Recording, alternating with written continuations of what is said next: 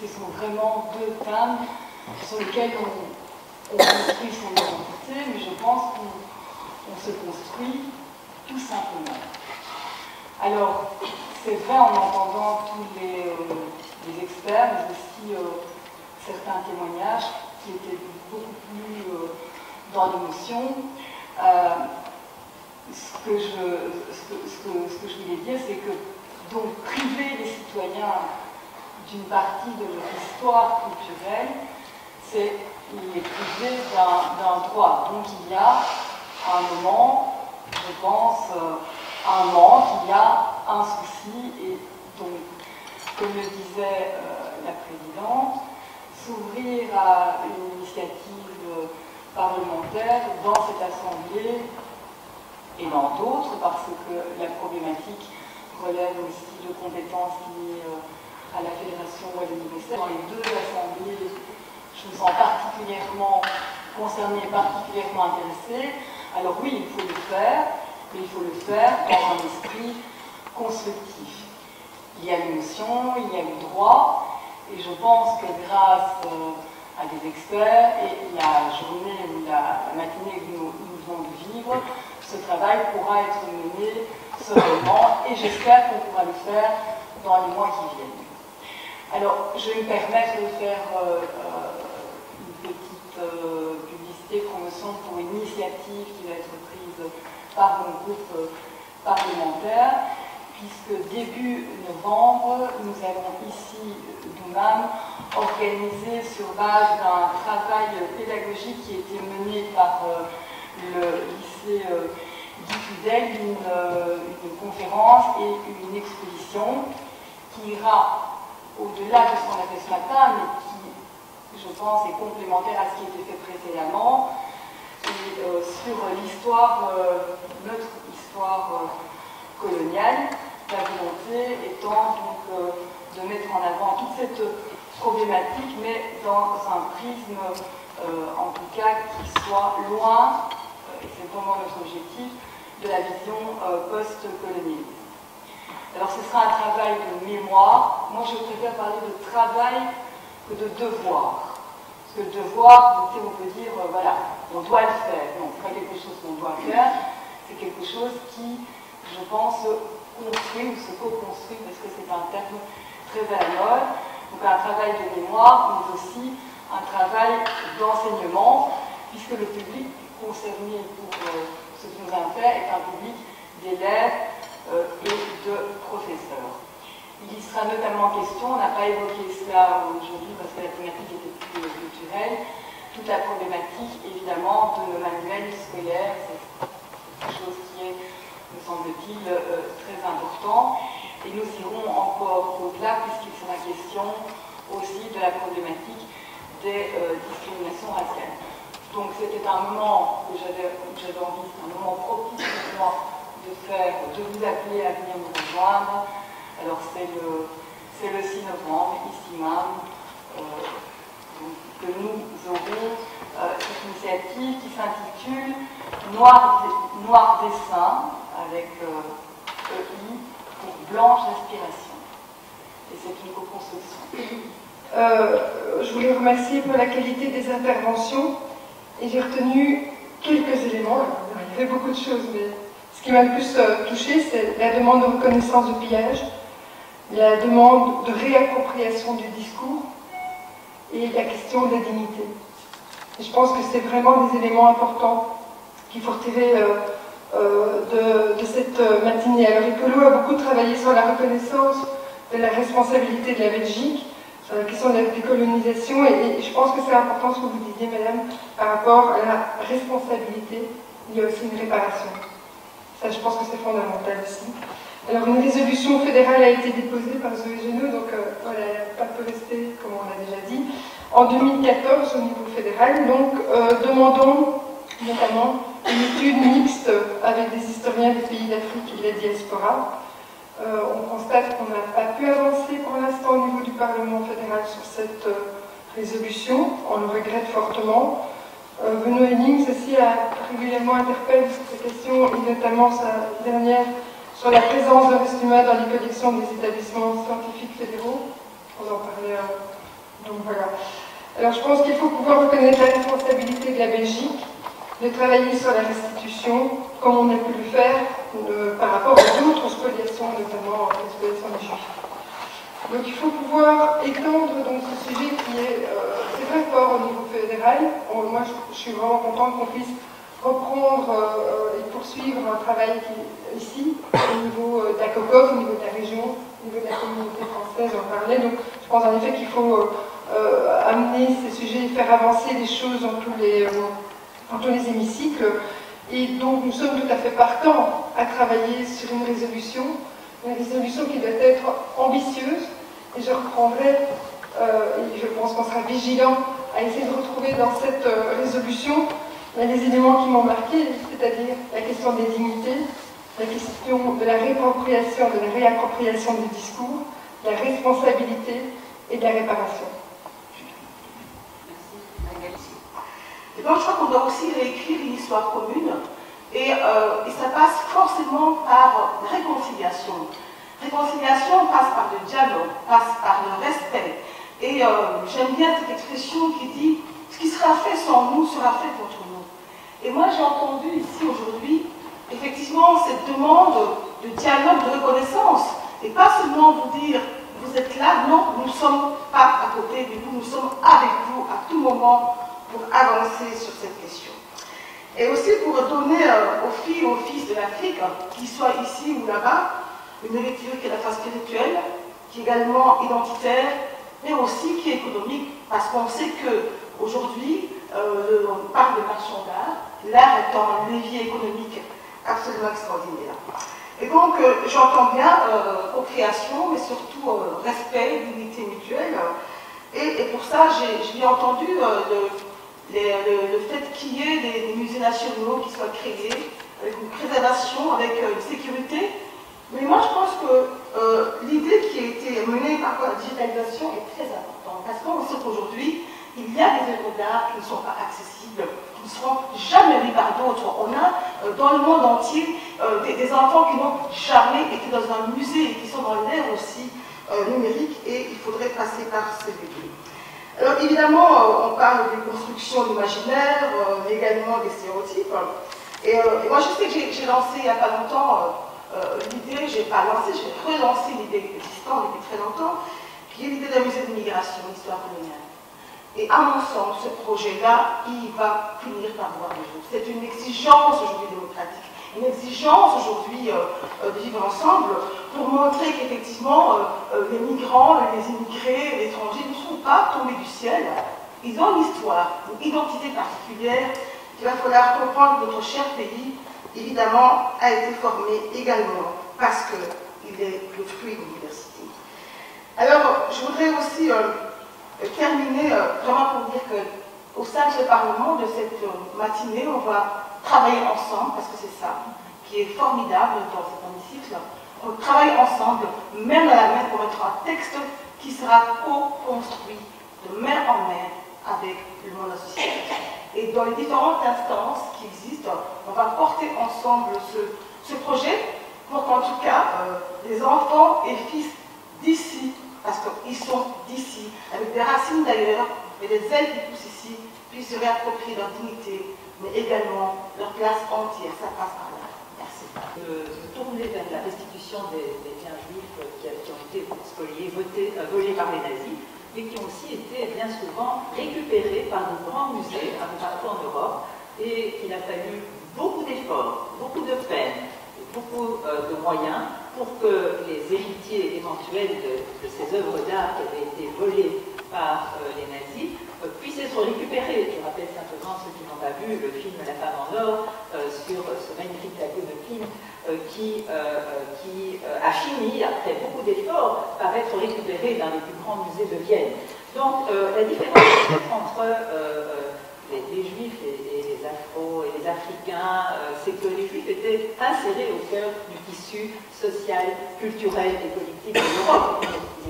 C'était une diaspora vivante, ils ne venaient pas d'un pays, ils étaient installés dans toute l'Europe. Et donc, ce qui me frappe, c'est qu'il a fallu attendre très très longtemps plus d'une génération pour que la prise de conscience se fasse et pour que des efforts commencent à être entamés pour récupérer les œuvres d'art, mais aussi pour récupérer ce qui avait appartenu à ceux qui avaient été exterminés par les nazis. Et je fais simplement référence, parce qu'on n'est pas ici pour faire une conférence, aux biens juifs qui ont été volés par les banques, et par les assurances, et par l'État dans notre pays. Il a fallu, j'ai été très proche, c'est mon mari qui a fait ce combat, il a fallu une bonne quinzaine d'années pour obtenir finalement de l'État, des banques et des assurances qu'elles restituent à ceux qui pouvaient prouver qu'ils étaient les héritiers ou les descendants de ces juifs qui avaient été exterminés, mais pour permettre aussi d'envisager, ça c'est une réflexion intéressante dans notre pays, que l'argent qui n'avait pas eu de personne pour réclamer cet argent a été mis sur pied ici une fondation belge, de droit belge, qui a pour objet, et c'est beaucoup d'argent, parce que le calcul qui a été fait a permis à cette fondation de soutenir des initiatives culturelles, des initiatives sociales, etc., de la communauté juive et des Tziganes. Et je pense que c'est un modèle intéressant auquel pourraient réfléchir les membres de la communauté africaine ici. Alors, quelques mots par rapport au sujet qui nous occupe aujourd'hui. J'ai interpellé le ministre-président Olivier Norbourg sur cette question il n'y a pas très longtemps, juste avant les vacances d'été, et je proposais la mise sur pied d'un groupe de travail paritaire qui réunirait à la fois des experts africains, mais aussi des experts de la diaspora, qui pourraient faire l'inventaire de ces biens et des conditions dans lesquelles ils ont été acquis. Et je demandais aussi au ministre-président si on pouvait envisager l'organisation d'une conférence internationale, ici à Bruxelles, pour débattre de ces questions et pour voir comment on peut avancer à partir de là. Donc ce sont quelques idées que je mets sur la table de notre discussion. Et alors je ferai une petite publicité, Madame la Présidente, aussi, pour dire que ces questions ne sont pas seulement des questions d'œuvres d'art, ne sont pas seulement des questions de dignité, ne sont pas de mémoire par rapport au passé, mais c'est aussi des questions d'actualité. Et dire à ce sujet, vous invitez déjà à noter la date, la fin du mois de novembre, le 29 et le 30 novembre, parce qu'avec d'autres collègues députés parlementaires, femmes et sénatrices, nous allons organiser dans tous nos parlements une conférence internationale sur la situation des droits de l'homme au Burundi. Parce qu'il ne faut pas oublier. Et on commence ici. Et on commence ici. Parce qu'il ne faut pas oublier non plus que c'est très important le passé, mais c'est très important aussi la mémoire, mais c'est très important aussi ce qui se passe ici et comment des régimes autoritaires massacrent leur propre population, ne respectent pas leurs engagements et ne respectent pas les droits humains. Voilà, je vous remercie. Effectivement, avec plusieurs collègues, on a monté cette construction déjà deux jours avant la réélection de M. Nkurunziza. Nous avions ici un hémicycle rempli sur qu'est-ce que ça veut dire que les accords d'Arusha, justement pour les faire respecter, etc. Et voilà, plusieurs années après, des mois après, avec la diaspora, nous nous retrouvons le 29 et le 30 novembre. Donc, moi je vais compléter les questions de mes collègues. Donc, on voit bien qu'on essaie d'avancer vers une résolution collective, et Fatoumata, tu fais bien de souligner ça, l'idée que ce soit porté par l'ensemble du Parlement, évidemment. Ça c'est une chose, avec le point essentiel sur, je maintiens ça, des excuses officielles, reconnaître la filiation, les pillages, la violation de droits, reconnaître ce qui s'est passé, une question de dignité et de respect. Donc d'avoir ce premier point-là, je pense que ce serait extrêmement important si à partir de ce Parlement, cette reconnaissance et ces excuses pouvaient être formulées, comme on l'a fait pour, par exemple, les métis de Belgique. Après, c'est vraiment des questions pratiques que je veux vous poser en prenant la carte blanche de Bamako, donc c'est aussi des questions pratiques à Bamako que je veux poser. Qu'est-ce que vous attendez de façon pratique de nous? Par exemple, une commission soit instituée, qui soit une commission large, avec des experts larges, le but justement de votre intervention, de dire qu'est-ce qu'on met derrière le mot égalité, qu'est-ce qu'on met derrière le mot expertise et qu'est-ce qu'on met derrière le mot à égalité. Donc, qu'est-ce serait ce genre de groupe de travail, appelons-le comme ça.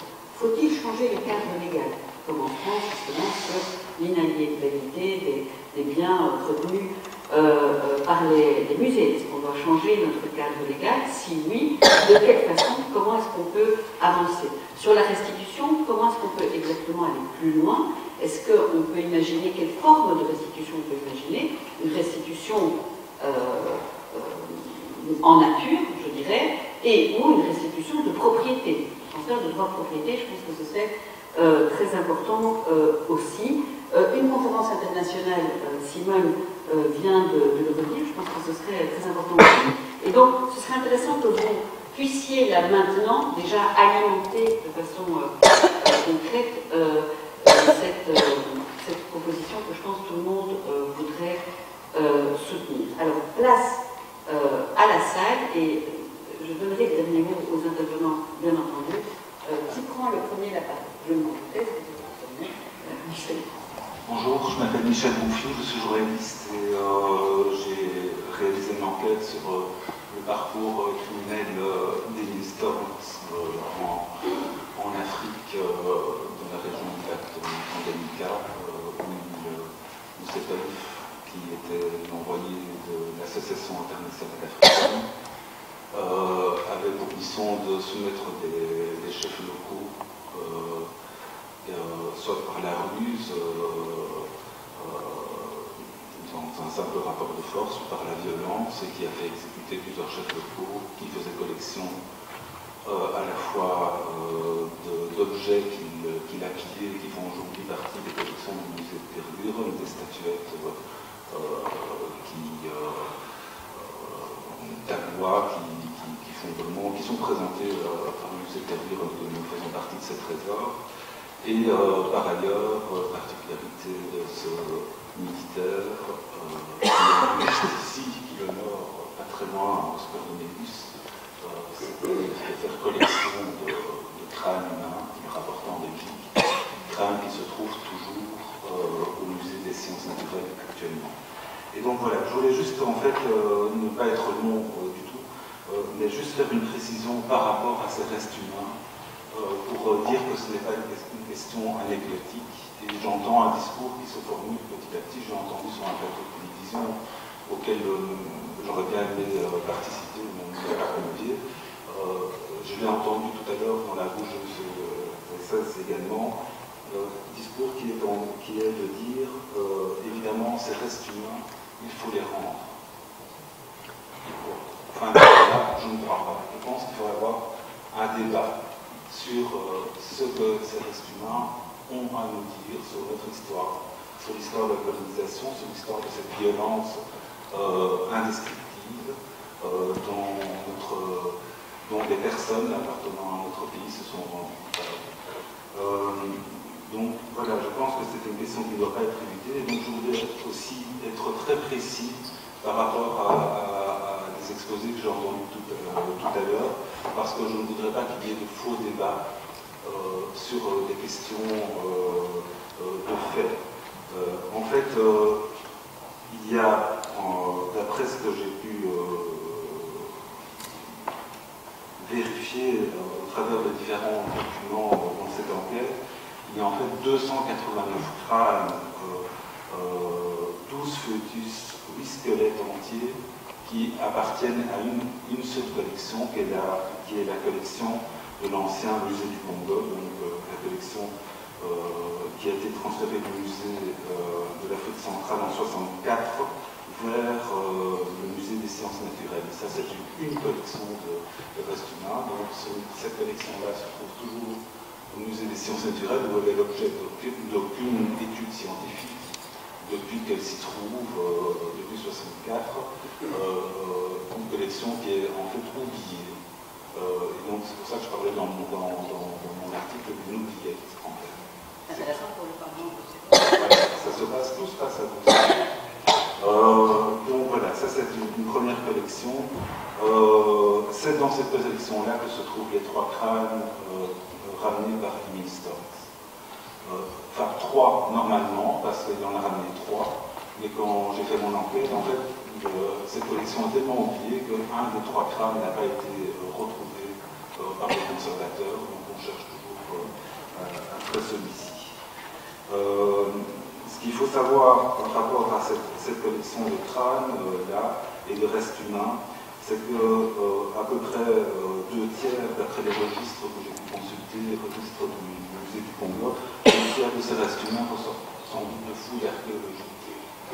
Mais 1 tiers de cette collection ont des origines vraiment extrêmement douteuses, et ce sont des restes humains qui ont été ramenés en Belgique principalement par des militaires qui ramenaient d'autres choses, des papillons, des objets divers, et donc des restes humains en plus, à l'époque de la crânologie, dont on a parlé tout à l'heure, donc cette époque où on faisait des débuts de l'anthropologie physique, où on essayait de légitimer de manière pseudo-scientifique le racisme. Et donc, il y a une autre collection de restes humains, qui celle-là est l'ancienne collection de la Société d'anthropologie de Bruxelles, qui est aussi liée à cette histoire d'Emil Storz, puisque le crâne de Lusinga a été exposé devant des personnes de cette Société d'anthropologie dans les Pyrénées en Belgique, où on a expliqué que ce chef était vindicatif et crédible, où on a encore fait son procès après l'avoir exécuté, et où on a pu, dans la bouche d'un professeur de l'USB, entendre dire que, bien évidemment, la forme de son crâne témoignait de son infériorité. Donc voilà, cette collection-là de la Société de l'anthropologie, elle a été divisée en 2 parties. Il y a une partie qui se trouve au Musée des sciences naturelles, et une autre partie qui se trouve à l'Université libre de Bruxelles, où se trouve une 50aine de ces crânes de la Société d'anthropologie de Bruxelles, parmi lesquels il y a des crânes congolais, mais également des crânes qui viennent d'autres parties du monde. Et voilà. Donc je sais que ça fait un débat en interne à l'ULB de savoir, j'ai fait mes études là-bas, beaucoup de respect pour l'ULB, même beaucoup de reconnaissance, mais par rapport à ce débat-là, je sais que c'est un débat en interne à l'ULB, mais que le débat public tarde à venir, de savoir ce que racontent aussi ces crânes aux scientifiques qui les utilisent encore parfois à l'ULB, puisque Madame Burko-de-Rome, la directrice du laboratoire d'anthropologie de l'ULB, a cru que c'était sans doute un bon argument de me dire que ces crânes étaient pour légitimer de manière scientifique le racisme. Et donc l'argument de Mme Burko-de-Rome est aujourd'hui de dire qu'ils sont utilisés dans un cours sur la variabilité pour démontrer que le racisme est une ineptie. Je pense que ces crânes devraient être utilisés d'une autre manière, devraient être rendus et devraient surtout nous raconter autre chose que cela et nous raconter une partie de notre histoire. Et voilà, je termine en disant que quand j'ai sorti cette enquête, et ça interroge aussi sur la décolonisation des médias en Belgique, j'ai proposé à la fois à la chaîne publique et à la chaîne privée de faire un débat autour de ces questions. Et il m'a été répondu des 2 côtés que ce n'était pas vraiment un débat. Après la carte blanche, heureusement, il y a eu un débat sur la chaîne privée, c'est déjà ça. Voilà, donc il y a... je voudrais donc témoigner de ça, du fait que c'est très difficile d'avoir un débat public là-dessus.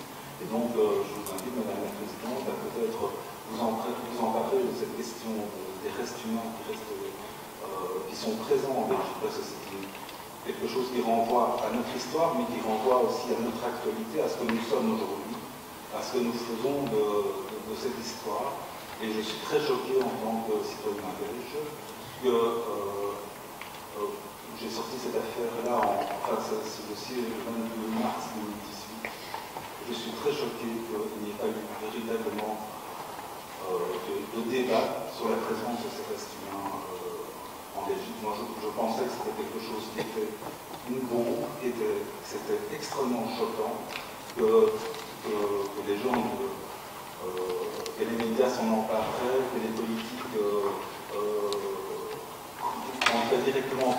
pour dire que ce n'est pas possible de conserver des restes humains de personnes qui ont été assassinées, des restes humains qui proviennent aussi de profanation de tombes. Il y a un crâne à l'ILD qui se pose là parce que à la suite d'une profanation de tombe et de son achat contre des films de laiton. Il y a derrière toutes ces histoires des choses extrêmement horribles et je pense qu'il faut oser les raconter, les dire. Il faut que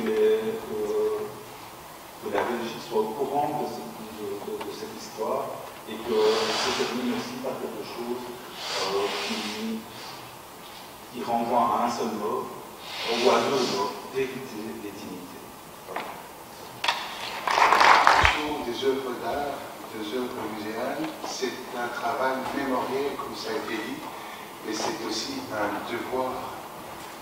J'entends par là une sorte de nécessité fondamentale, c'est-à-dire une chose dont le contraire est une impossibilité. Je m'explique. Pour vivre, je dois respirer. Mais si je ne respire pas, je ne vis plus.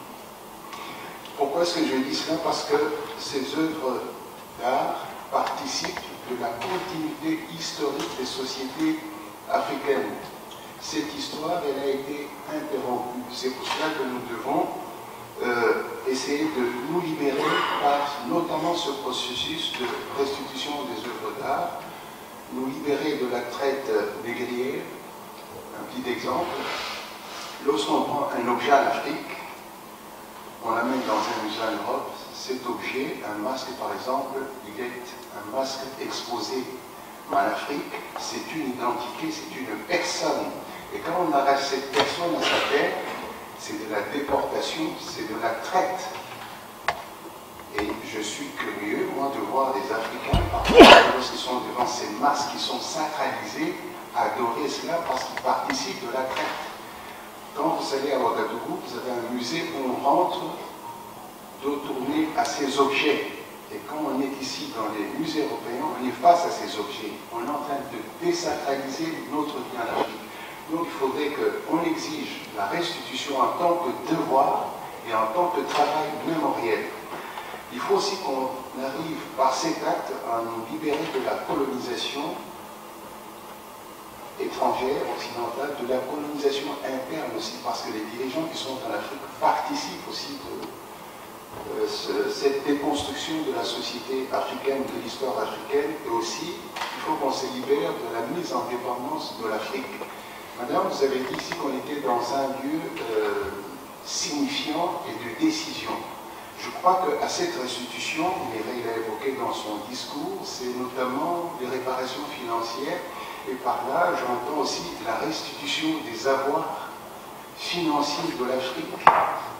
Parce que lorsqu'il y a un différend avec un pays africain, on entend parler de gel des avoirs. Non, on ne veut pas de gel des avoirs. On veut qu'on restitue ces biens financiers qui sont dans les banques européennes.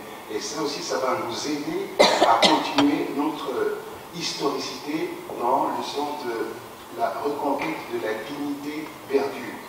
Je voudrais qu'on ait un regard holistique, un regard global, qui comprend tous ces aspects. On ne peut pas libérer un homme uniquement par la restitution des œuvres. C'est dans la récupération de cette dignité intégrale de l'homme africain, dignité totale.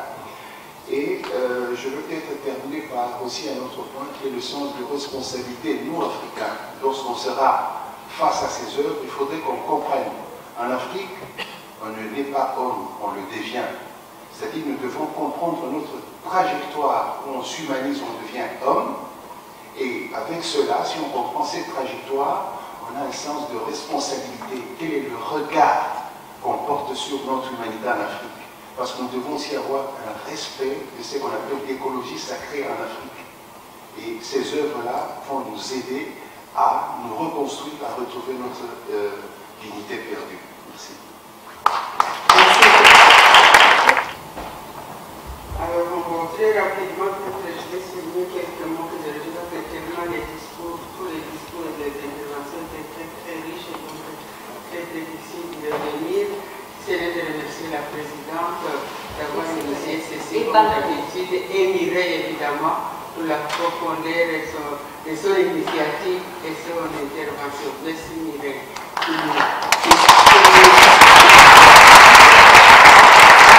Je représente la dignité des Congolais, spécialement des femmes congolaises, tu sais bien que je peux dire ça. Ok. Parmi les mots qui ont été utilisés, puisque c'est de ça que je vais parler spécialement, il y a donc restitution. Je pense que cette restitution, on l'a dit aussi, sera aussi une reconstitution. C'est pour ça que je me réjouis que le travail va continuer. Il y a les dialogues, c'est aussi un mot-clé que je retiens. Donc, restituer, ça veut dire reconstruire, mais toujours dans les dialogues. Alors, parmi d'autres mots-clés que j'ai retenus, il y a le fait que le Congo est pluriel. Et le Congo doit retrouver sa dignité.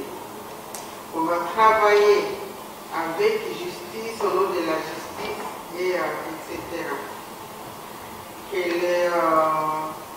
Mais un mot important que je n'ai pas entendu et qui est lié à tous les autres, c'est le mot la paix. J'espère, Madame la Présidente, que quand ce travail sera fait, ceux qui feront ce travail, que ce soit des experts ou des scientifiques, auront l'honnêteté, expertise, n'est-ce pas, des scientifiques qui sont ici, de dire que sans la paix, on ne peut arriver à rien. Et Dieu sait, c'est dans cette histoire des biens culturels à restituer ou qui ont été pillés, il y a toujours la question des paix qui se pose. Donc c'est un mot clé pour moi et j'aimerais bien qu'on puisse lui donner tout son sens et les liens qu'il peut avoir avec les restes des mots clés qui nous guident ici. Je vais rester là pour ne pas. Merci. Merci beaucoup. Je vais juste essayer de réagir sur certaines paroles qui ont été prononcées ici durant donc, le débat. Monsieur, je pense que c'est Guido Cresset qui a dit à un certain moment on leur a offert en parlant de certains musées. Je pense que les mots ont de l'importance parce qu'ils signifient la manière dont on voit le rapport à l'autre. On ne peut pas offrir à quelqu'un ce qui n'est pas à nous. Le transfert de propriété ne se fait pas. La propriété est un droit absolu qui ne se perd pas par le non-usage. Dès ce moment-là, dès le moment où une société ou une diaspora n'a pas pu être à même d'exercer sa propriété, ce n'est pas parce qu'on ne l'exerce pas qu'on l'a fait. C'est pour ça qu'on parle d'un droit absolu. Je voudrais revenir aussi sur la notion de pas tout n'est issu d'un pillage, où on ne sait pas vraiment, on ne connaît pas vraiment l'origine de certains objets que l'on a. Je pense qu'en déclarant ce genre de choses, on tombe dans la mauvaise foi, tout du moins, ou voire même dans la malhonnêteté intellectuelle. On sait tous que ces objets n'ont pas été offerts de bonne foi ou de bonne volonté, et ils ont été bien évidemment spoliés. Je réagirai encore en disant que le cadre juridique n'existait pas vraiment, ou on ne savait pas vraiment ce qu'il en était à cette époque-là. Je pense que le vol, parce que ce dont il est question ici, le vol est interdit depuis la nuit des temps. On peut même en rapporter aux tables de la loi. Donc le cadre juridique n'a pas besoin d'exister pour que l'on puisse tous connaître la différence entre le bien et le mal, et le vol, même sans cadre juridique, reste le vol, appelons un chien un chien. Et je rebondirai sur autre chose. On est tellement loin dans ce process que l'on ne peut plus agir avec des demi-mesures ou en faisant de petits pas.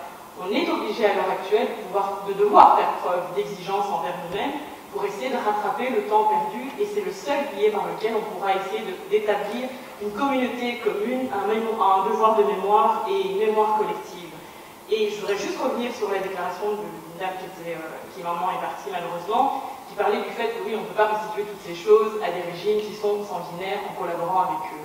À l'heure actuelle, on n'a aucun problème à collaborer avec certains régimes qui sont dits voyous quand ça nous arrange. Donc on ne peut pas noyer le poisson en prétextant que c'est parce que ces régimes sont soi-disant sanguinaires que l'on ne restitue pas ces biens-là. L'un des intervenants, monsieur je pense qu'il est dans le commerce des œuvres d'art, disait « L'Africain a le droit d'être représenté dans chaque musée du monde, il devrait en être fier ». C'est tout à fait vrai, et vous évoquiez dans votre intervention la relation qui existe entre le musée du Louvre et le musée, en fait c'est pas de Douane et d'Abu Dhabi si je me trompe, cette relation n'existe que parce que le musée du Louvre a gardé un droit de regard et donne certaines prérogatives au musée d'Abu Dhabi. Ce que ça signifie, c'est que quoi? Le musée du Louvre a conservé son droit de regard et elle peut le faire uniquement parce qu'elle est encore maîtresse de la situation. Les Africains sont très fiers de pouvoir voir leurs objets être représentés, mais cette fierté est annulée par le seul fait qu'on ne puisse pas leur reconnaître leurs droits originels, leurs droits de propriété. Chacun doit garder sa place. On peut rentrer en voiture tous ensemble, mais chacun doit garder en tête que vous pouvez rentrer dans ma voiture, mais vous êtes un passager, j'en suis le pilote. C'est ça que l'on oublie, je pense, dans certains des discours qui sont prononcés ici, c'est que chacun doit agir en sachant qu'on ne peut pas avoir une relation dans laquelle on est d'égal à égal dès le moment où on nie à l'autre sa préexistence, son droit de propriété absolu et qui n'est pas aliénable par le non-usage qui d'ailleurs dans ce cas-ci a été empêché. Je pense qu'il est important de le dire. Et par rapport à ça, je voudrais que l'on puisse juste reconnaître à tout un chacun que ce travail ne pourra se faire que si l'on change de prisme. Ce n'est pas un travail d'égal à égal, c'est un travail dans lequel on reconnaît le droit et la maîtrise à l'autre qui veut bien nous engager dans ce travail d'avancement et pas l'inverse. Par là, je tiens à vous rappeler tous et toutes que l'Afrique était dans l'histoire, dans le passé. L'Afrique est présente aujourd'hui et l'Afrique sera présente demain. Je tiens à vous rappeler et vous informer, pendant que nous discutons ici, sachez que dans ce pays, des jeunes de toutes couleurs, sont à la recherche de cette histoire. C'est déjà trop tard, ce débat. On est beaucoup plus loin. Réveillez-vous, mesdames, messieurs. Réveillez-vous. Debout, comme on disait, debout congolais, debout les Belges. Avant, on nous observait, on était en Afrique, on écrivait sur nous. Aujourd'hui, nous sommes des acteurs et actrices de ce changement. Prenez-en compte. Ça veut dire que tout déplacement, toute discussion, nous voulons savoir, ces discussions sont menées avec qui, comment et pourquoi. Ce que tu fais pour moi sans moi, tu le fais contre moi. C'est la phrase la plus réelle de toute la vie. Je ne peux pas, Madame la Présidente, vous offrir des fleurs si vous détestez les fleurs. Donc je dois savoir ce qui vous plaît. Je reviens à dire, avec tout ce que j'ai entendu aujourd'hui, j'ai eu un regret quand même de savoir qu'on a oublié le monde associatif. Nous avons entamé des débats dans le musée de Tervuren depuis plus de 16 ans. Jour après jour, qu'il pleuve ou qu'il neige, parce que nous savions où nous allions. Madame Sidibé, ici intervenue, elle a dit, vous pouvez mener vos débats ici, n'oubliez pas ce monde associatif. Parce qu'il est présent et il va vraiment apporter le plus. Je précise aussi un élément qui est important. Je veux le dire parce que c'est le slogan d'ici. Au lieu de jobs, jobs, jobs, moi je dirais dialogue, dialogue, dialogue. Toutes ces différentes personnes qu'on a rencontrées pendant 16 ans et plus sont à la recherche de dialogue. Ce n'est pas pour rien, quand vous regardez dans cette salle, la totalité des membres ici présents, et j'apprécie beaucoup parce que vous voyez la diversité peut-être de la ville de Bruxelles et plus, c'est cette diversité dans ce pays. C'est avec cette diversité qu'on doit construire. Ce musée va se créer dans quelques mois et sachez que le travail va commencer. Et je rappelle ici un élément important.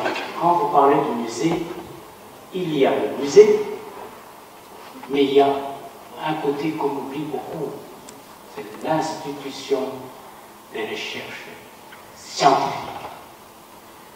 C'est un élément important, important. On ne peut pas oublier.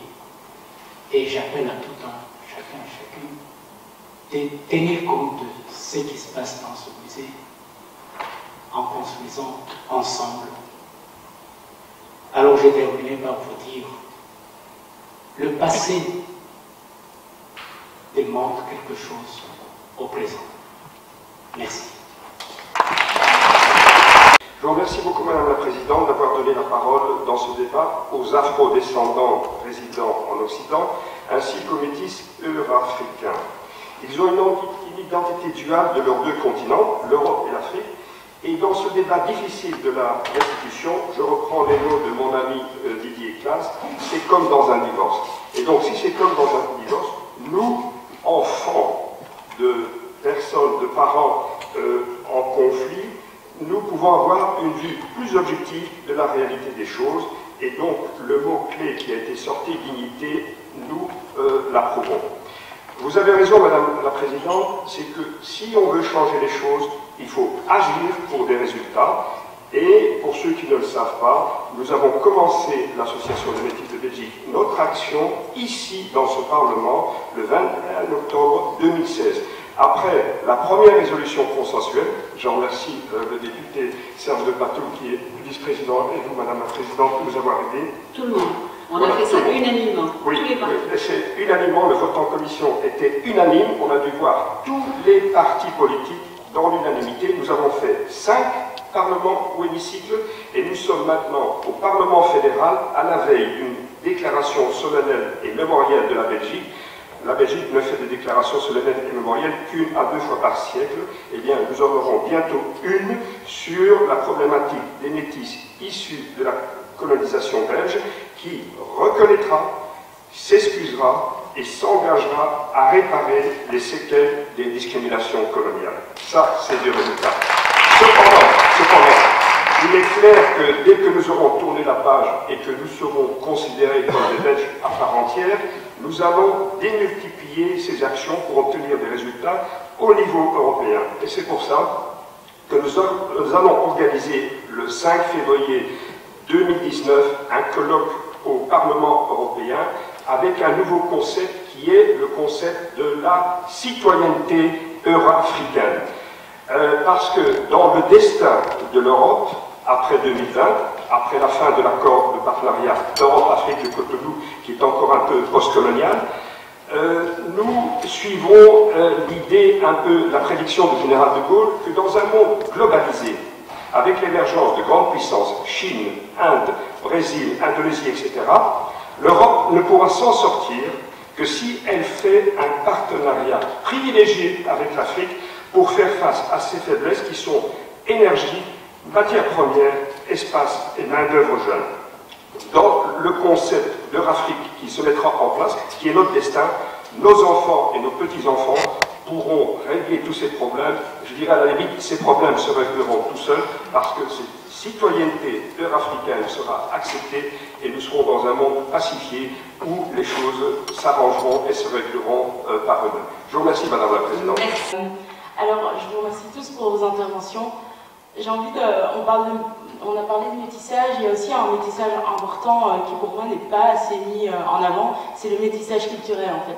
C'est-à-dire que tous les gens, enfin on en parle à travers le mot diaspora, mais la diaspora c'est ça, c'est de dire que je suis une femme d'origine congolaise qui est née et qui a grandi en Belgique. Et je m'en suis rendu compte davantage en allant au sommet, à une conférence organisée par l'Organisation internationale de la francophonie, en rencontrant des Congolais qui vivaient à Kin, qui avaient grandi à Kin. Et je me suis dit, mais en fait, pour eux et moi, la vision, l'histoire est la même, mais la symbolique est totalement différente. Quelle est la symbolique des objets d'art que je vois dans le musée d'Afrique centrale, dans le musée d'Afrique royale à Bruxelles? La symbolique, pour moi, elle est totalement différente. Pourquoi? Parce que mon vécu n'est pas le même. Cette vision-là, ces visions ces objets-là, pour moi, ils me ramènent à quoi? À une question d'identité, à une question de conflit, de loyauté, à une question de racisme aussi. Pourquoi? Parce que l'histoire, elle n'est pas complète. La façon dont on la raconte dans les écoles n'est pas complète. Et moi, je pense que s'il y a quelque chose de pratique qui peut être fait, même si l'enseignement est une compétence communautaire, c'est vraiment de dire que l'histoire doit être racontée autrement. Je suis une femme noire en Belgique, je suis belge d'origine congolaise et je ne suis pas une victime. Et ça, j'aimerais bien pouvoir le dire haut et fort, c'est je ne suis pas une victime. Et Et la manière dont on raconte cette histoire, elle s'inscrit toujours dans une binarité entre bourreaux, victimes, entre coupables et personnes spoliées.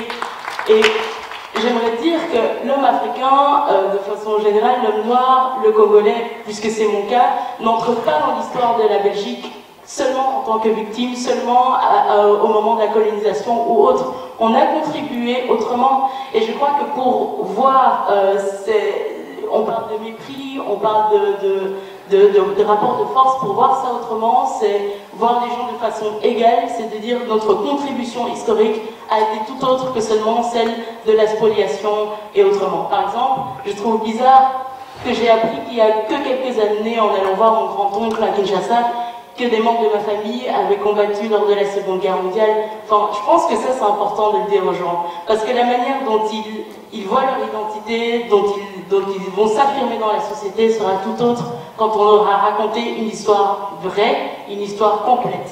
Merci beaucoup. Merci beaucoup. Voilà, j'ai été consultante au sein du musée. Je suis l'artiste Laura Sengioupa qui a été attaquée par Bruno Van Gogh sur les médias. Voilà, j'aimerais qu'on soit assez clair sur la violence institutionnelle dont a été victime les consultants qui sont aujourd'hui la Libye du musée, qui est toujours dans toute communication officielle du musée.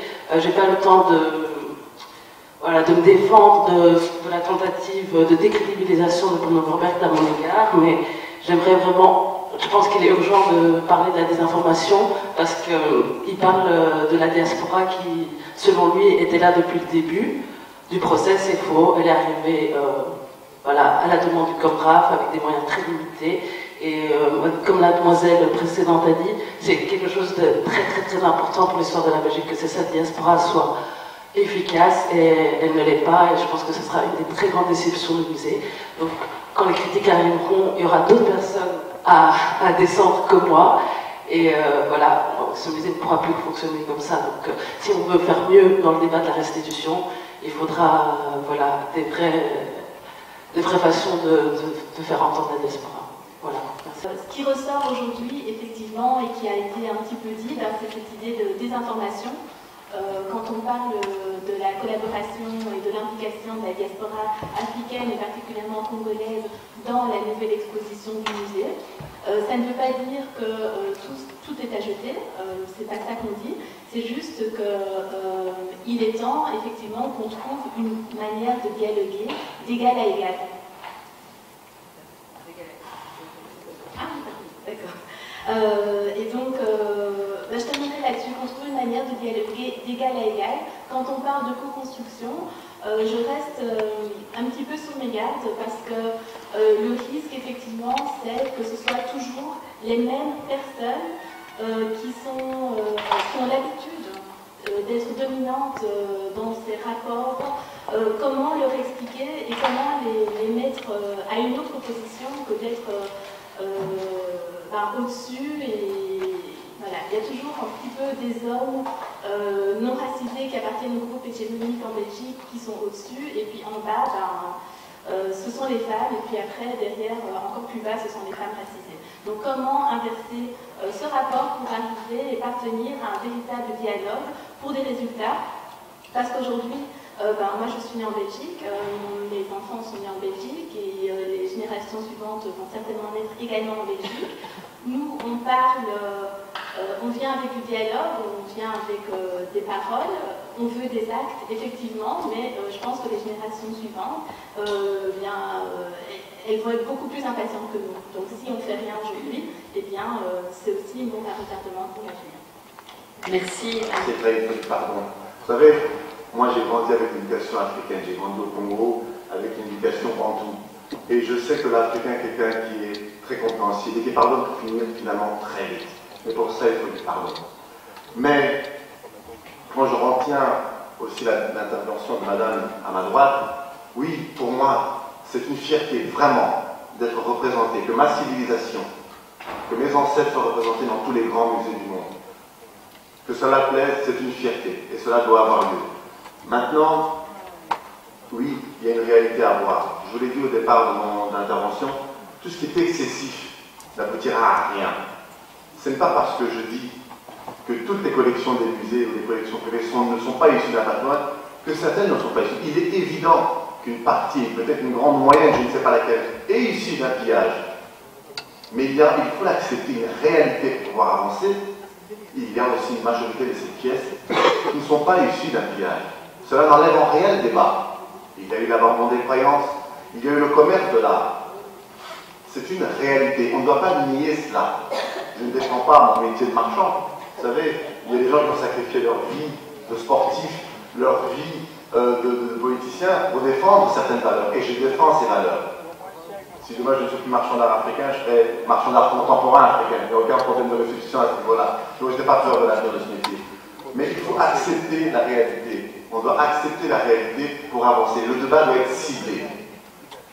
Le musée de Kinshasa possède plus de 60 000 pièces aujourd'hui qui ont été collectées entre les années 60 et les années 70. Le musée d'Abidjan possède plus de 40 000 pièces qui sont issues des collections entre 1950 et 1970. Ces collections doivent être complétées. Il y a des cas d'école, le cas Lusinga est en est un. Il faut aller débattre de manière ciblée pour pouvoir avoir des vrais résultats. La Belgique, quand elle réclame ce tableau, elle ne réclame pas toute l'entièreté des pièces qui ont pu être pillées. L'Italie ne réclame pas l'entièreté des pièces sorties à l'époque. Elle demande des choses, elle a des débats ciblés. Et donc il faut absolument que cela soit ciblé pour pouvoir avancer. On n'est pas dans l'excessif, il faut être dans le raisonnable. Et je terminerai juste par dire I have a dream, effectivement. I have a dream, un jour où le Congo et la Belgique vont enfin se réentendre sur une table, et qu'enfin le pardon sera clairement notifié par rapport à cela, et que les musées africains aujourd'hui seront embellis de nouvelles collections. Pour revenir juste sur le musée effectivement d'Abu Dhabi, qui est donc la version du musée du Louvre, la majorité des pièces qui sont provenant des pièces africaines ont été acquises par le musée d'Abu Dhabi. Il y a une politique d'acquisition réelle de ce musée. Ces objets ne proviennent pas du musée du Quai Branly des collections françaises, elles ont été acquises. Peut-être que demain aussi, nos pays africains aussi prendront, parce qu'on ne doit pas oublier ce débat là aussi, parce que est-ce que nos pays africains, est-ce que nos politiques africains ont conscience de cela? S'il s'agit du Congo, je peux vous dire qu'il n'y en est pas encore question. Évidemment, il y a des priorités dans nos pays, il y a des priorités vitales, mais n'oublions pas qu'il faut aussi, c'est très bien de sensibiliser nos politiques ici en Belgique ou en Europe, mais nous devons et nous avons le devoir de sensibiliser nos politiques africains, qui pour le moment ne font absolument rien pour la culture. Merci.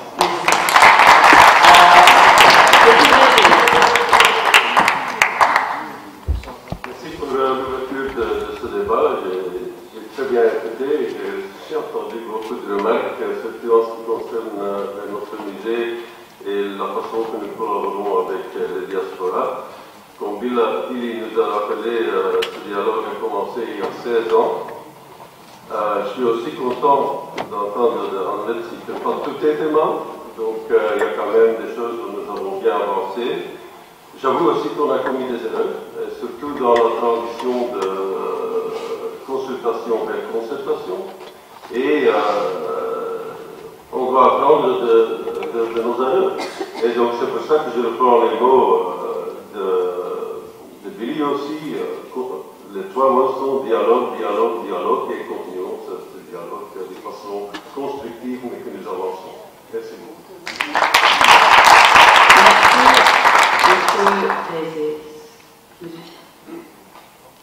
Merci Madame la Présidente. Selon Gustave Flaubert, la bêtise consiste à vouloir conclure. Par conséquent, je ne vais pas conclure, car il faut faire ouvrir vers de nouveaux lendemains, vers un dialogue prolongé et renforcé. L'État de la diaspora africaine que je représente est très heureux d'avoir lancé cette campagne déjà depuis quelques années. Cette campagne se renforce et je crois que la Belgique y prendra une part essentielle. J'ai entendu ici des propositions auxquelles, pour ma part, je ne peux que souscrire.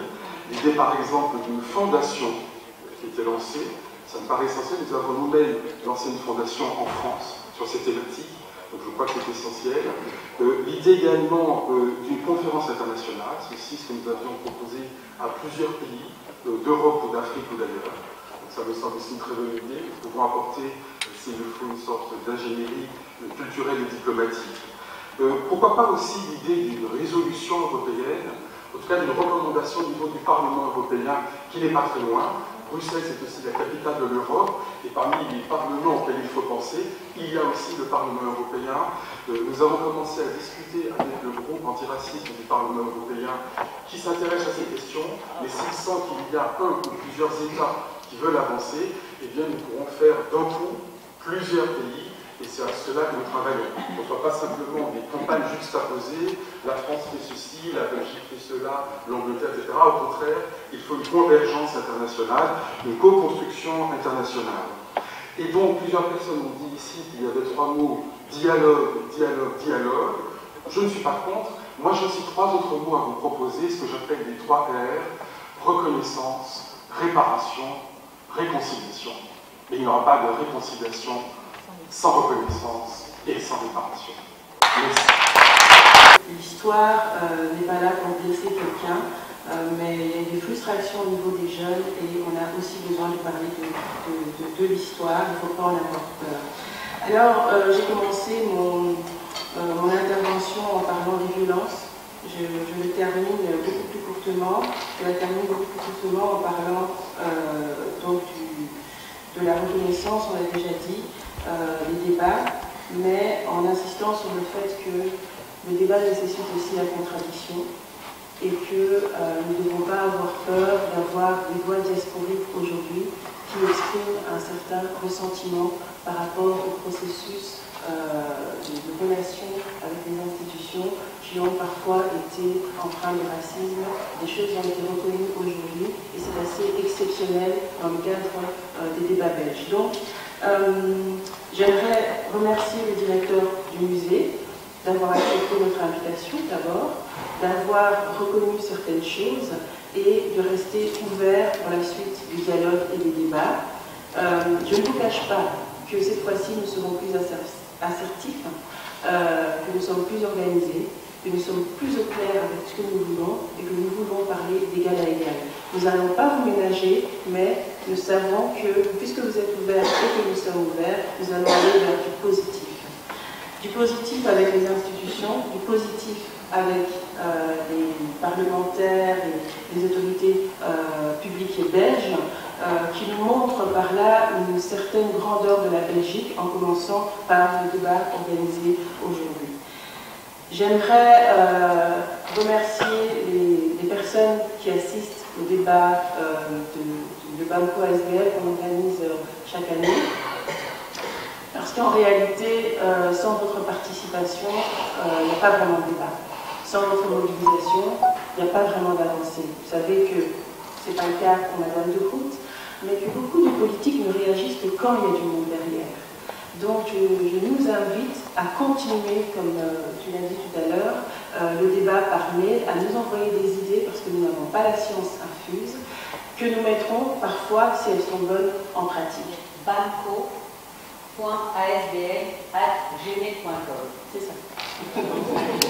Merci. Par la présidente, c'est tout ça. Alors, voilà, donc je terminais par vous dire qu'on n'a pas besoin d'être un grand spécialiste pour participer au débat.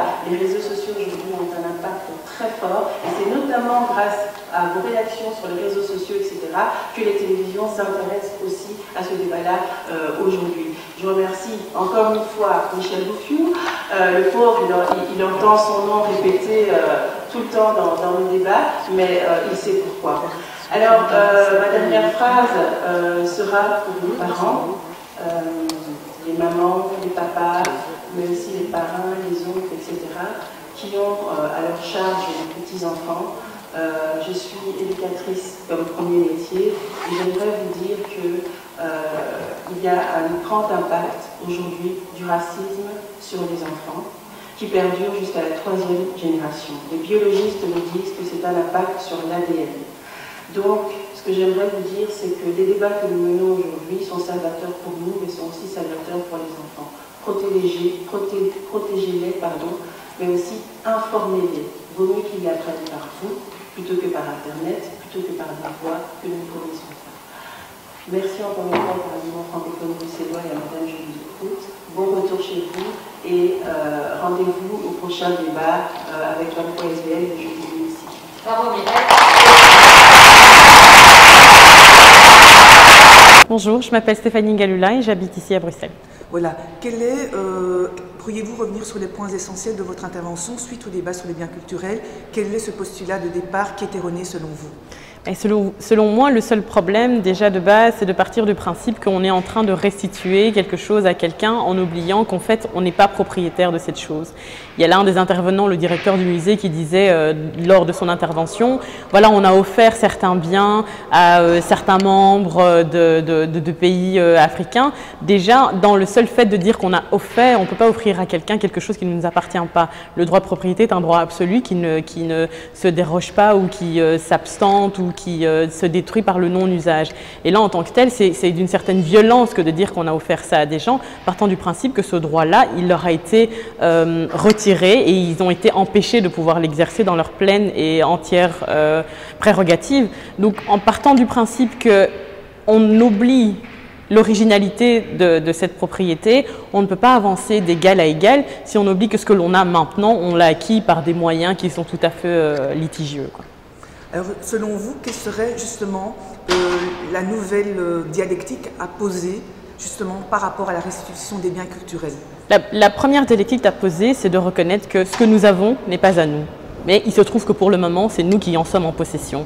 Le travail qu'on va alors à ce moment-là essayer de faire, c'est comment est-ce qu'on peut résoudre dans le dialogue et dans l'apaisement la restitution de ces biens-là. Et on est obligé de pouvoir agir en partant du principe que ce n'est pas à nous, mais on a l'obligation morale et intellectuelle de la restituer à ceux qui en sont propriétaires de droit, et de sorte à pouvoir avancer et apaiser. Parce que ce qu'on voit à travers ce problème-là, c'est très symptomatique de ce que l'on voit ici à travers de cet entendement culturel, c'est qu'on a plusieurs identités qui sont mises de manière dialectique ou de manière duale, alors qu'on n'a pas besoin de voir ça comme si c'est nous contre vous. C'est une mémoire collective et commune qu'on essaye de construire ici, mais pour que la construction soit normale et bienséante, il faut qu'on parte quand même du principe qu'il y avait une origine et qu'on ne peut pas la perdre de vue et faire comme si on ne savait pas, et faire preuve, à mon avis, d'un certain égocentrisme ou d'un certain impérialisme en se disant on sait mieux que vous ce qui est bon pour vous. Alors, dernière question, justement, ces visions plurielles et parfois duelles entre la diaspora et les gens du continent africain, comment est-ce qu'on pourrait les inclure de manière beaucoup plus efficace dans ce discours que l'on pose aujourd'hui sur la restitution des biens culturels? Je ne sais pas comment est-ce qu'on pourrait vraiment essayer de l'introduire par rapport à ça, mais fin des fins, tout ce que l'on demande à tout un chacun, c'est de pouvoir parler librement, de mettre nos idées sur la table et d'accepter que personne ne sait mieux que l'autre ce dont il est question, et que fin des fins, la seule direction dans laquelle on peut essayer d'aller, c'est l'apaisement culturel. Et là, en l'occurrence, on ne peut pas arriver à cet apaisement si on ne part pas du principe qu'il y a un ordre qui a été remis en question et qu'il faut le rétablir maintenant. Bonjour, je m'appelle Raïssa Mbilo, je suis juriste dans une association d'éducation permanente à Bruxelles. Voilà. Est-ce que vous pourriez revenir sur les points forts de votre intervention suite au débat sur les biens culturels? Alors, bien sûr, moi j'ai insisté sur le fait que cette histoire devait être beaucoup plus large que simplement celle de la colonisation. C'est-à-dire que lire l'histoire comme ça, c'est ne voir l'homme africain que comme une victime. Or, les gens, surtout issus de la diaspora qui vivent à Bruxelles, ont besoin de se réapproprier de cette histoire et d'être autre chose que des victimes. De montrer qu'en fait, dans cette histoire, ils ont été acteurs et non pas seulement passifs. Et c'est pour ça que j'ai voulu insister sur ça. Il faut que l'histoire dépasse la binarité entre bourreaux et personnes ayant été spoliées et autres. C'est important et il faut revenir là-dessus, mais notamment dans l'enseignement. Mais aussi apprendre que l'histoire a été beaucoup plus large que celle-là, que les gens ont été inclus de façon active dans cette histoire-là. Notamment lors de la première de la Seconde Guerre mondiale. Excusez-moi. Voilà. Justement, de manière empirique, de manière concrète, comment est-ce qu'on pourrait, si on devait imaginer un deuxième débat sur les biens culturels, comment est-ce qu'on pourrait inclure d'autres voix, justement pour avoir cette pluralité de vision dont vous parlez? Déjà, je pense que énormément de personnes devraient être au courant que ce genre de débat se tienne. Je pense que la publicité est assez bonne, mais peut-être assister dans plus de sphères, différentes sphères, pour que les gens puissent raconter leur histoire en fait. De dire, mais voilà, mon identité c'est celle-là, parce qu'une identité c'est vivant. Je suis une personne d'origine, voilà, mon exemple à moi, d'origine congolaise à Bruxelles. Comment je vis cette identité? Surtout maintenant que l'identité est quelque chose qui est, j'ose le dire, tabou. et qui relève un peu d'une histoire blessante, d'un conflit de loyauté, etc. C'est de dire comment vous la vivez et comment on peut se réapproprier cette identité-là aujourd'hui, en fait. Et je crois que c'est une démarche beaucoup plus positive que celle de simplement parler de devoir de mémoire. Ce devoir de mémoire, il a un sens aujourd'hui. Quel sens il a, quelle symbolique il a pour moi maintenant? Et qu'est-ce que je vais en faire, en fait, de tout ce passé? Et c'est ça qui est important. Qu'est-ce que je vais faire de ce passé aujourd'hui pour demain? Je m'appelle Michel Bouffiou, je suis journaliste et je travaille pour l'hebdomadaire Paris Match Belgique. Voilà, alors vous avez été précurseur dans le dossier sur le crâne de Lusinga, la restitution. Il y a eu très peu de remous médiatiques, justement ce qui a créé une certaine frustration. Quelques mois plus tard, on est là aujourd'hui à l'hémicycle. Quels seraient, selon vous, les points qui ont été importants aujourd'hui, qui ont été abordés? Mais en tout cas, ce qu'il faut retenir de ce dossier Lusinga, c'est ça qui est très important, c'est qu'il témoigne de deux aspects très importants de la restitution. Puisque d'une part, ce militaire belge a ramené des objets qui se trouvent au musée de Tervuren actuellement, donc des statuettes qui font partie de ce qu'on appelle les trésors du musée de Tervuren. Et d'autre part, ce militaire a ramené en Belgique des restes humains, c'est-à-dire des crânes, qui se trouvent au musée des sciences naturelles. Crânes de chefs congolais qui eurent la tête tranchée parce qu'ils refusaient de se soumettre à l'autorité de ce conquistador, entre guillemets, qui était venu sur leur terre. Et donc, ce sont deux enjeux très importants qui méritent chacun des débats parce qu'ils posent énormément de questions sur ce qu'a été l'action coloniale belge, sur notre histoire. Et il faut écouter ce que ces restes humains ont à nous raconter, ce que le crâne de Lusinga a à nous raconter. Et il faut également ne pas oublier qu'il y a du sang, même s'il a été bien effacé, mais il y a du sang sur les statuettes qui se trouvent, en tout cas sur certaines statuettes qui se trouvent au musée de Tervuren. Vous parliez d'un cours de l'ULB sur l'alternativité, qui est une sorte de nouvelles modalités de comment analyser ces restes humains, comment analyser ces reliquats qui ont été spoliés au Congo. Oui. Est-ce que c'est votre seule réponse sur la restitution ou une des manières de décliner une restitution? Oui, je pense que ce n'est pas une réponse. Il faut savoir que donc il y a deux collections de restes humains, deux collections coloniales de restes humains en Belgique. L'une se trouve au musée des sciences naturelles, c'est 289 crânes, 8 squelettes, 12 foetus. Et une autre collection qui est l'ancienne collection de la Société d'anthropologie de Bruxelles qui collectait des crânes à la fin du 19e siècle, au début du 20e, pour faire des expériences pseudo-scientifiques, des mesures de crâne pour démontrer la supériorité de la race blanche. Et bien, cette collection-là se trouve aujourd'hui en partie au musée des sciences naturelles et en partie à l'ULB. Et là, c'est une cinquantaine de crânes. Alors, il serait temps que l'ULB s'empare de ce débat, évidemment, que dans ce milieu universitaire, on discute de ces crânes, de ce qu'ils ont à nous raconter sur l'histoire de la Belgique, mais aussi sur l'histoire des sciences, sur l'histoire de l'université, puisqu'ils ont été amenés là par un prof de l'UNIF. Et donc, aujourd'hui, ce débat n'existe pas.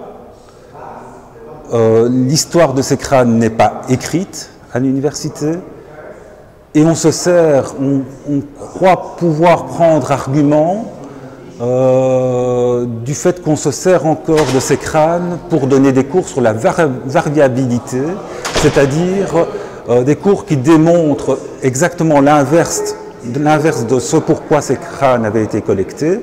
Donc ils avaient été collectés pour légitimer le racisme de manière scientifique. Aujourd'hui, on nous dit qu'ils sont utilisés pour expliquer à des étudiants que le racisme est une ineptie sur le plan scientifique. C'est une réponse, mais je ne pense pas que ce soit la meilleure. Je pense qu'il y a un débat à avoir sur l'endroit où se trouvent ces crânes. Ne doivent-ils pas retourner de là où ils viennent? Et tant qu'ils sont là, peut-être qu'ils ont une histoire à nous raconter qui nous concerne tous. Alors, mon nom est Laura Sengiomva, je suis artiste et architecte bruxelloise. Alors, cette rencontre aujourd'hui sur la restitution des biens culturels, en tant qu'artiste et architecte, justement, la symbolique est forte. Qu'est-ce que tu en retiens? Quelle serait ta vision personnelle? Ben, ma vision personnelle, à mon avis, en tant que jeune issue de la diaspora, oui, je me sens un peu comme mission d'être voilà, porteuse de cette mémoire collective et de ce pont culturel et, voilà, et de rétablir un peu une sorte de justice. Je suis très heureuse du débat qui a été mené ici par BAMCO. Je sens vraiment la mobilisation qui commence vraiment à prendre une forme encore plus voilà, avec porteuse d'impact. Et oui, c'est beaucoup d'optimisme pour moi, malgré la sériosité de ce sujet. Ouais. Alors, beaucoup d'optimisme, malgré quand même une certaine tiédeur, selon toi, de la position de l'African Museum, sur ce côté toujours on donne, mais pas trop, on donne avec des conditions. Oui, bah, par rapport au musée, j'ai même un peu perdu espoir d'avoir un vrai débat décolonial avec eux, parce que toutes les structures, tout est fait, il est architecturé de sorte à ce que rien ne change, que le statu quo soit gardé. Et il n'y a pas de place pour le conflit à l'intérieur, alors que c'est justement par le conflit et le manque de confort dans les idées que les choses peuvent bouger. Donc, ouais, cette tiédeur-là, je dirais même que c'est un frigo. Et je crois que si j'avais fait fondre ma statue là-bas, elle n'aurait peut-être juste pas fondu, en fait. Alors justement, en parlant de ta statue People, qui a été présentée de manière poétique, radicale et éphémère lors de la Nuit Blanche, je dirais que c'était un acte de résistance et de vision politique. C'était une sorte de décolonisation de l'espace public, mais aussi une décolonisation des corps. Est-ce que tu peux en parler un peu plus longuement? Eh ben, alors, ça s'est passé le 6 octobre à la Nuit Blanche de Bruxelles. C'est un projet que je porte depuis 3 ans, qui a été refusé bien sûr par le Musée de l'Afrique, comme beaucoup le savent aujourd'hui, mais qui a trouvé l'espace idéal et là où, voilà, dans le contre-pouvoir total. Et c'était un moment assez magique, assez hypnotique. Je suis encore un peu émue parce que j'ai porté ce projet tellement longtemps et je suis restée près de l'œuvre tellement longtemps que je suis encore un peu en état d'hypnose. Mais les 2800 visiteurs qui sont venus ont été très touchés. J'ai eu des très bons retours et je sens déjà le post-people, donc vraiment mon intention profonde qui était d'ouvrir le débat. Et d'inviter beaucoup plus de citoyens aussi dans ce débat, en dehors de l'appartenance ethnique ou que sais-je, ou culturelle ou religieuse. Voilà. Tout le monde a été invité à participer à ce débat, comme voilà, à se sentir concerné. Et en ça, je pense que le geste a été réussi. Ouais. En tant que citoyenne, justement, ce qui est impressionnant, c'est que tu es afro-descendant du Rwanda, qui parle de l'histoire belgo-congolaise avec ce fameux roi bâtisseur Léopold II. Donc tu incarnes quelque part cet exemple de vision plurielle qui devrait toucher l'ensemble des citoyens belges. Oui, voilà, bah oui, je ne suis pas congolaise d'origine, je viens d'une autre ancienne colonie belge, le Rwanda. Il y a encore le Burundi à côté de ça. Et j'incarne, oui, vraiment l'identité diasporique. Je me sens même plus de la diaspora avant que d'être belge ou rwandaise. Et je suis tellement heureuse d'avoir pu rencontrer le Premier ministre de l'État de la diaspora, parce que c'est une identité qui existe vraiment, quoi. Avec, enfin, je l'incarne, tu l'incarnes, beaucoup de gens l'incarnent, mais voilà, c'est une identité qui revient avec des revendications politiques propres et voilà, c'est très clair pour moi, mais voilà, que ce soit pour les autres, j'espère. Ouais. Julie de Groot, je suis présidente du Parlement francophone bruxellois. Alors aujourd'hui, ce débat à l'hémicycle sur la restitution des biens culturels, une première en Belgique, à Bruxelles. C'est une ouverture, c'est aussi une co-construction des mémoires collectives. Qu'est-ce que vous en pensez aujourd'hui? Alors je pense que c'était vraiment un moment extrêmement fort qui a co-été organisé entre le Parlement et la SBL BAMCO. Très fort parce qu'on a parlé effectivement de l'identité, du respect, mais on a aussi entendu des excuses publiques. On a entendu de la part du directeur de l'Africa Museum, donc le musée de Tervuren, on a entendu ces mots, que c'était jusqu'à maintenant, pendant 60 ans, la construction d'une histoire raciale. Et donc, entendre ces mots-là, et d'une suprématie, évidemment, qu'on connaît bien, qui a été confortée après par monsieur le journaliste Bouffiou, sur ces restants humains, où on voit que les restants, évidemment, les crânes étaient utilisés pour montrer la suprématie blanche. Donc ici, dans cet hémicycle, c'est un hémicycle, donc c'est un lieu de décision politique. Dans cet hémicycle, on a entendu des mots qu'on n'a pas encore entendus dans aucun parlement en Belgique. Un, des excuses publiques, c'est-à-dire la reconnaissance d'une mémoire collective. Mémoire n'est collective que si elle est partagée. Et que si donc on a cette reconnaissance, et c'est vers ça, donc c'est à partir de là qu'on peut vraiment avoir un respect, une dignité et surtout une égalité. Parce qu'à partir de ça, qu'est-ce qu'on doit faire? Et nous, qu'est-ce qu'on va faire demain?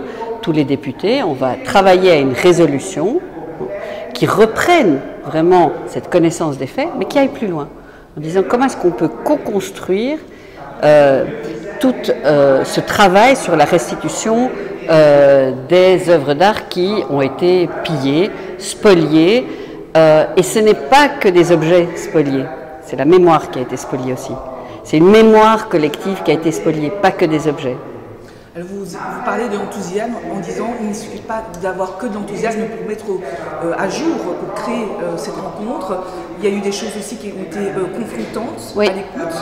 Est-ce que ça fait partie du jeu, du débat? Est-ce qu'il peut en ressortir de manière empirique des choses concrètes? Absolument. Absolument. D'abord deux choses. On est le seul parlement belge en fait à ouvrir chaque mois ses portes à la société civile. Et la chose la plus extraordinaire, c'est que chaque mois, la société civile remplit l'hémicycle, est là, a des choses à dire, et qui a un suivi qui est donné par les collègues. Waouh! Donc ça, quand même, dans ces temps de crise profonde de notre démocratie, ça fait quelque chose. L'autre chose que je voulais dire, c'est que bien sûr, il y a eu des choses confrontantes qui ont été dites. Hein. On ne parle pas d'une histoire très très ancienne, on parle d'une histoire très récente, très douloureuse, du prix du sang. On parle de cette histoire-là. Et donc, oui, bien entendu, il y a eu des choses confrontantes qui ont été dites. Et moi, je ne veux pas gommer ça. Je n'ai pas envie qu'on dise « Ah, vous savez, colonisation, c'est une histoire ancienne, ah, il faut quand même regarder de l'avant, blablabla. » On n'en est pas encore là, en fait. On est d'abord dans la confrontation de la douleur. On est d'abord là. Et à partir de là, et c'est pour ça que je parle d'excuses publiques et de reconnaissance publique, parce que l'excuse publique, la reconnaissance publique, c'est partir de la douleur, du sang, des pillages, des spoliations, des crânes humains. À partir de là, on peut effectivement construire quelque chose qui soit porteur pour nos générations, de faire cette mémoire collective ensemble, à travers des objets. Donc à travers l'objet, c'est quoi? C'est la culture. Ça, la culture, c'est quoi? C'est l'identité. Et ça, je pense que c'est très très fort. Ouais. Dernière question, en 5 ans, on s'est rencontrés au conseil communal autour de la place Lumumba.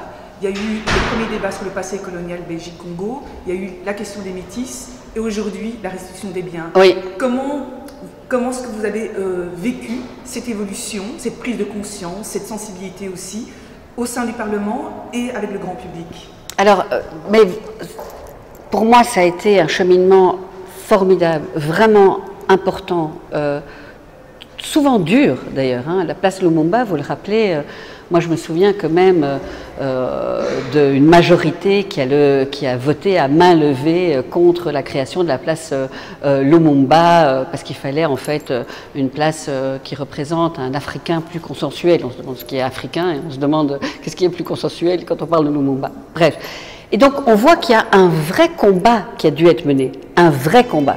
Donc place Lumumba, certes, et on voit que ça a été inauguré dans la liesse, donc il y a eu un cheminement, un combat, vraiment de tous les jours, j'allais dire de tous les mois. Et puis on a eu ce jeudi de l'hémicycle sur la mémoire coloniale, qui au fond, on se rend compte, on n'y est pas encore. C'est trop vaste. Tout le monde est d'accord pour dire « Ah, on ne prend pas ça bien en compte dans les manuels scolaires, nanana », et puis on en reste là.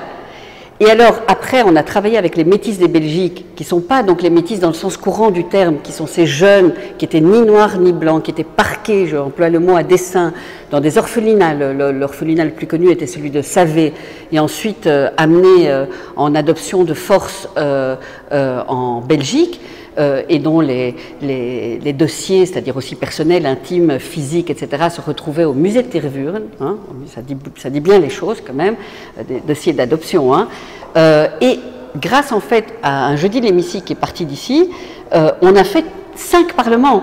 Parlement de la Fédération Wallonie-Bruxelles, là le ministre Madran après a pris la balle au bond pour essayer de recoller les familles arrachées ensemble, le Sénat, la Chambre. Donc on a vraiment, je pense vraiment que quand on a cette co-construction citoyenne, une vraie participation citoyenne, on arrive, et puis l'unanimité évidemment de l'ensemble des collègues, on arrive vraiment à des résultats très concrets. En tout cas, merci de votre soutien à la culture juive. Non, mais merci à vous, vraiment, parce que sans l'associatif, sans les associations, sans ceux qui se battent tous les jours, il n'y aurait rien, en fait, rien du tout. Merci.